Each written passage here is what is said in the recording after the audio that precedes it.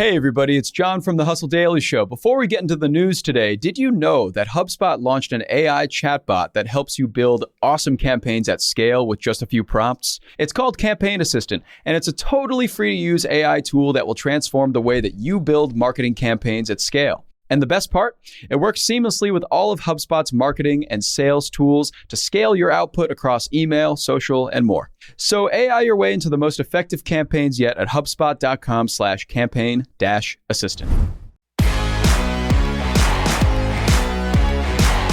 Howdy, folks. It is Monday, March 27th. I'm Jacob Cohen, and you're listening to The Hustle Daily Show. Today, we're talking about Apple's push into virtual reality, augmented reality, mixed reality, the metaverse, A, B, C, D, all the above, and its widely anticipated headset to power it all, set to debut in June. Now, this is Apple we're talking about, so don't be surprised if 10 years from now, the product's flying off the shelves like the Apple Watch and the iPhone, but at first, the product may very well not be an immediate hit, and some in Apple have even questioned whether it makes sense for the company to move into this space in the first place. We'll get into all that, but first, let's take a quick look at what else is going on in the world of business and tech. Let's get crack-a-lack. Okay, first things first.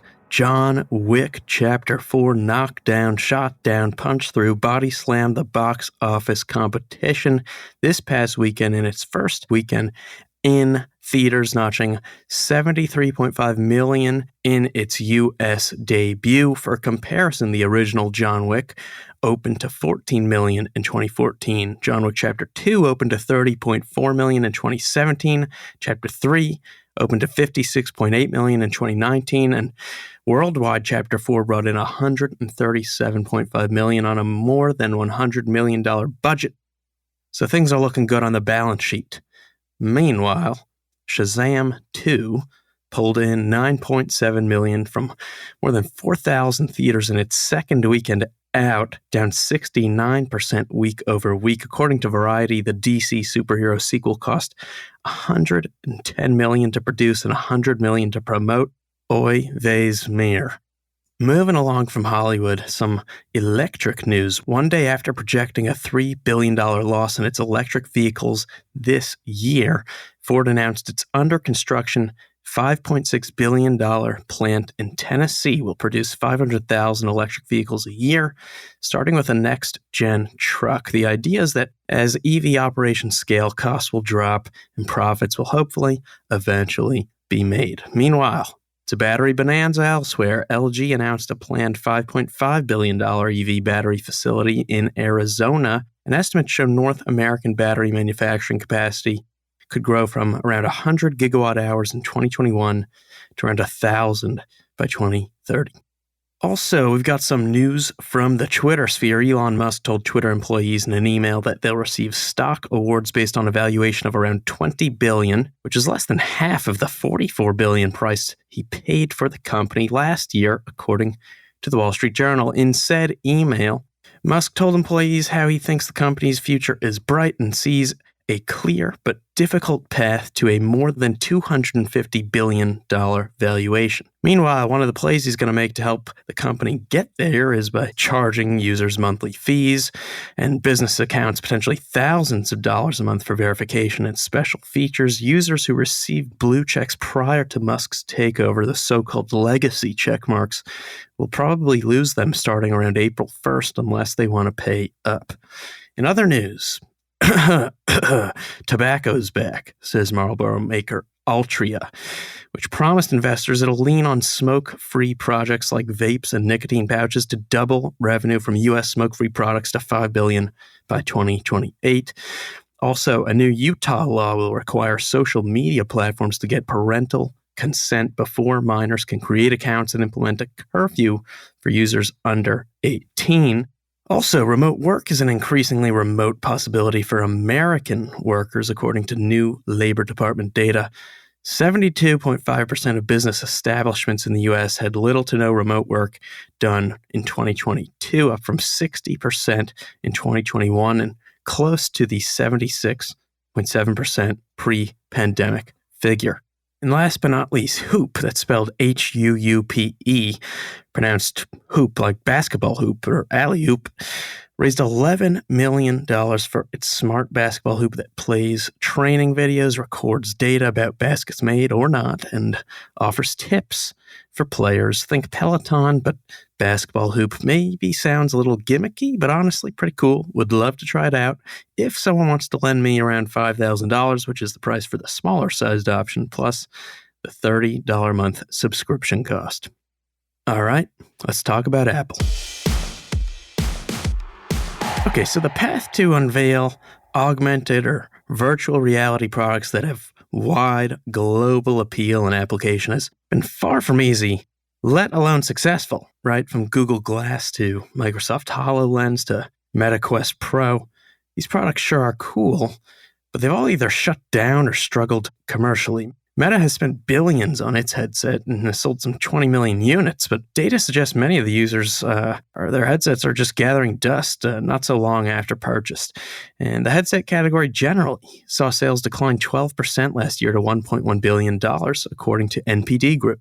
However, last year, Apple CEO Tim Cook told a group of students that in the future, you'll wonder how you lived your life without augmented reality. Just like today, how you wonder, how did people like me grow up without the internet? And soon, in just a few months actually, Apple, in classic Apple fashion, will be making its foray into the space. And if history tells us anything, it's that Apple is really good at doing exactly that, waiting around and then pouncing once it enters a space. And over the weekend, Bloomberg reported that Apple's top 100, and no, that's not the list dominated by folks like Taylor Swift or Morgan Wallen. It's the internal moniker for Apple's 100 highest ranking leaders. So Bloomberg reported that that group gathered last week in the Steve Jobs Theater at Apple's Cupertino headquarters for a demonstration of the company's upcoming mixed reality headset, likely dubbed the Reality Pro or the Reality One, which is also set to debut in June. Now, per Bloomberg, this isn't the first time the group has been shown the product, but it was probably the most significant such presentation given its setting and timing. The executives caught the show before leaving for their annual offsite in California, where they could very well be focused on addressing some of the challenges Apple may face in this market. So what are some of those challenges? Well, this could be Apple's most important product in years in the sense that it represents Apple's first entirely new platform outside of the iPhone, Mac, Apple Watch, and iPad. It's also a significant moment because it'll be the first Apple platform developed entirely under Tim Cook's leadership. Cook, by the way, has said he avoids using the term metaverse because it's foreign to the average person. Doing that is also probably a way for him and Apple to differentiate themselves from that other company whose name happens to be in the word metaverse. Apple reportedly prefers to use the term co-presence to describe that shared virtual space and experience.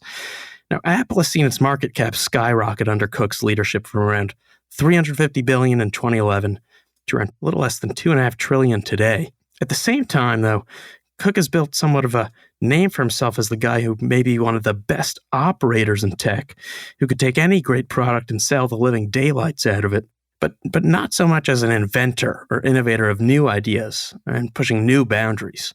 Here's the thing.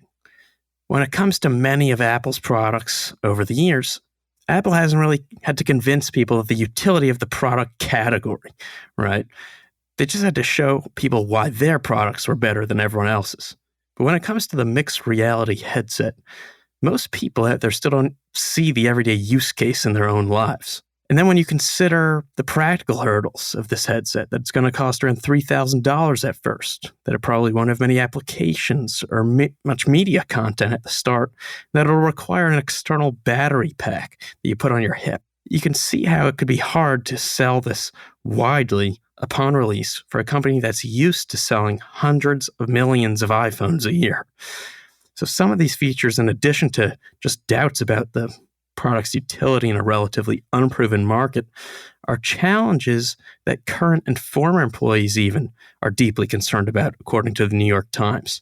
Now, many analysts think Apple has faced some similar challenges with products like the Apple Watch, which at launch was not a perfect product or platform. It was pretty, but it lacked great software and applications, which were developed and added over time in future iterations.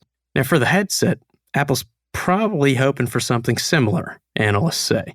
According to Bloomberg, the company thinks it could sell about 1 million units of the headset in its first year, which would mean about $3 billion in revenue. Counterpoint Research expects 500,000 units to sell. Either way, this is peanuts for Apple. By comparison, the company was expected to ship about 40 million Apple Watches after its debut. So, as always, we'll see what happens. I'll be sure to keep you posted right here on The Hustle Daily Show. And bada bing, bada boom, that's going to do it for us today, folks. Thanks for tuning in to The Hustle Daily Show. We're a proud part of the HubSpot Podcast Network. Our editor today is Ezra Trupiana. Our executive producer is Darren Clarke. We've got a lot more tech and business coverage in our newsletter. If you're not subscribed, you can go sign up at thehustle.co/email. Hope you have an awesome Monday. We'll catch you tomorrow.